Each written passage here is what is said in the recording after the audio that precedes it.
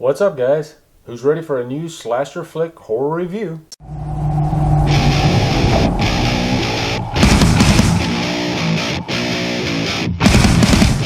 See No Evil stars Glenn Jacobs and is directed by Gregory Dark. So guys, one of my subscribers, Anouk Ryder, wanted me to check out a movie called See No Evil. I'd never seen this movie before. I think I'd heard of it. I like slasher movies, so why not? So in See No Evil, you got this group of convicts. They are tasked to go to this hotel and clean it, and meanwhile Kane is there waiting for them. Guys, I'm not a huge wrestling fan. I did watch it when I was young. I know this movie was produced by the WWE, so I was skeptical going in. But having said that, I actually had some fun with See No Evil.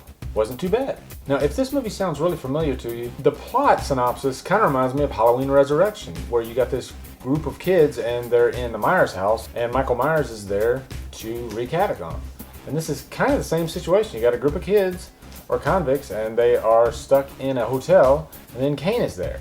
And this movie has quite a few elements that remind me of Friday the 13th and Halloween.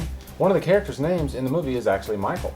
And like Friday the 13th, Kane has mommy issues. One thing I do like about this movie is it does have a good pacing. It flies by really quick. It's only 84 minutes, and it pretty much follows the slasher template. You got your first act where your victims are all introduced and set up. Then you got your second act where the killer comes through and just starts picking off people one by one. And then you got the third act, which is a revelation of sorts. You know, you usually have the twist. And luckily the third act in this movie is actually really interesting, because up until that point, the character Kane, I didn't find him too interesting. Yeah, he's really big and he's really menacing looking, but he is not nearly as interesting as our big slasher 3 horror icons. But thankfully in the third act, they do explain a lot about who he is and why he is the way he is. But I thought that they kind of showed too much of him too. You know how Michael Myers and Jason Voorhees and even Freddy Krueger, their faces are